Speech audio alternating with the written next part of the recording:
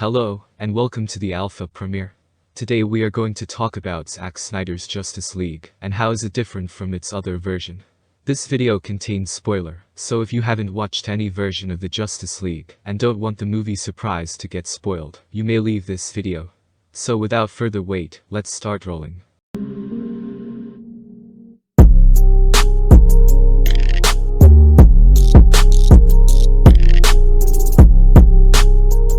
Zack Snyder's Justice League is a superhero epic of gargantuan proportions that involves godlike invaders from outer space, fighting godlike heroes in the battle for the Earth, but also pauses to reflect on human emotions, loss, and redemption. Many have said this already, and let this scribe reiterate, Snyder Cut is without question vastly superior to the bland corporate Frankenstein's monster that we got in 2017. The reason is, despite a huge scale and set pieces, the film never forgets to give a personal touch to its superheroes. Apart from the DC trinity of Superman, Wonder Woman and Batman, rest of the Justice League members got a short shrift in the original.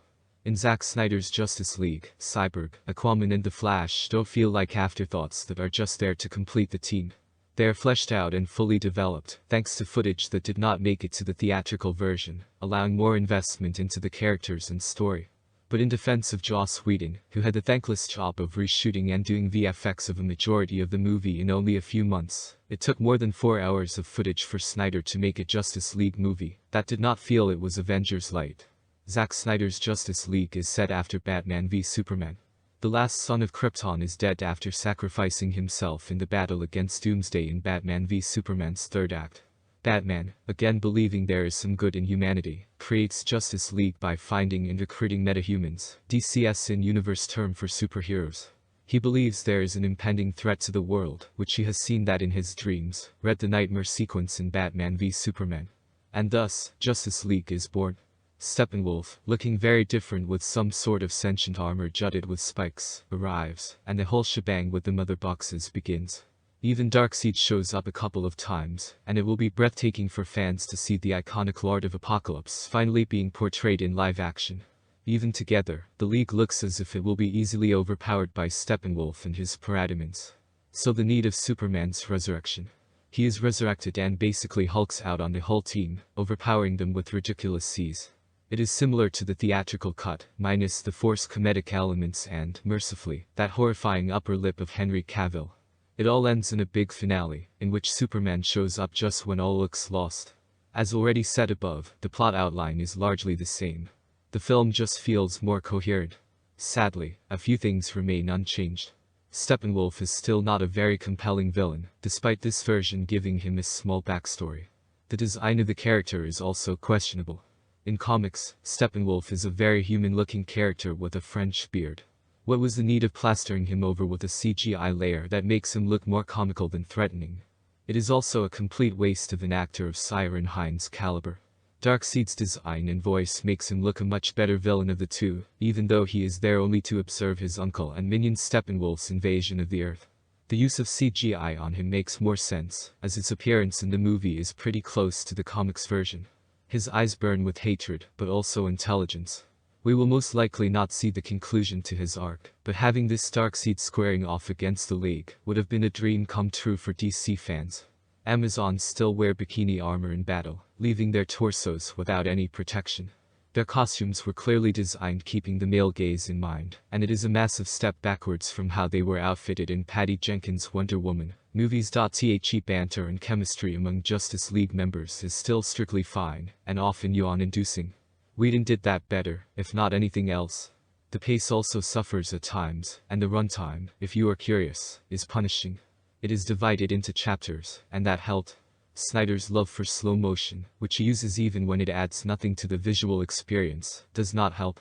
CGI is much better, but can look a bit off every now and then.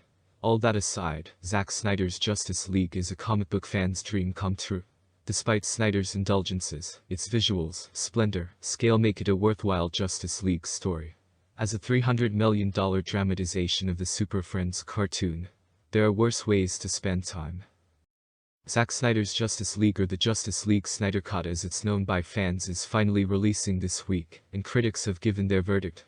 The movie's story is similar to the theatrical version, where Batman is trying to assemble a league of superheroes to protect the planet against external threats. However, Wonder Woman, Aquaman, The Flash, and Cyborg need to make peace with their past to join this alliance. Snyder's rendition of Justice League deeply explores the backstories of certain characters with scenes that were removed from Joss Whedon's theatrical cut. Justice League Snyder Cut stars Ben Affleck, Gal Gadot, Jason Momoa, Henry Cavill, Ray Fisher, Ezra Miller, and Amy Adams.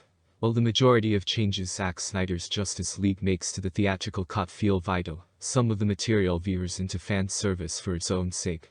When so much of the movie is working with only what it needs to spin its 4-hour yarn, that becomes more noticeable. For instance, while Superman's black suit may be comics accurate for a revived Man of Steel, its significance is only passingly referenced, which felt like a missed opportunity to say something about Clark's ideology post-resurrection.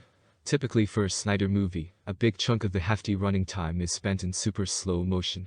Sometimes, the director overindulges a rescue involving a flying hot dog. No, really, feels overlong, but generally it's used in the service of accentuating action beats. At times, it feels needlessly violent. Wonder Woman goes overkill on some terrorists in an early re-edited scene, but more often than not it feels satisfying, especially in a crowd-pleasing final act. More synergy comes from a pleasingly bombastic score from Tom Hulkenberg that harkens back to previous Snyderverse themes established by Hans Zimmer. More than just being superior to his 2017 counterpart, Zack Snyder's Justice League is an entertaining if overlong superhero flick in its own right.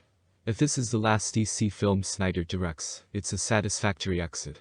Its tone is less reminiscent of other DC or Marvel movies than of Peter Jackson's Lord of the Rings trilogy. The camaraderie among the superheroes is vastly deepened with the cheeseball wisecracks' eyes. They develop a moving affinity for each other. This has to be one of the most visually spellbinding comic book movies ever made.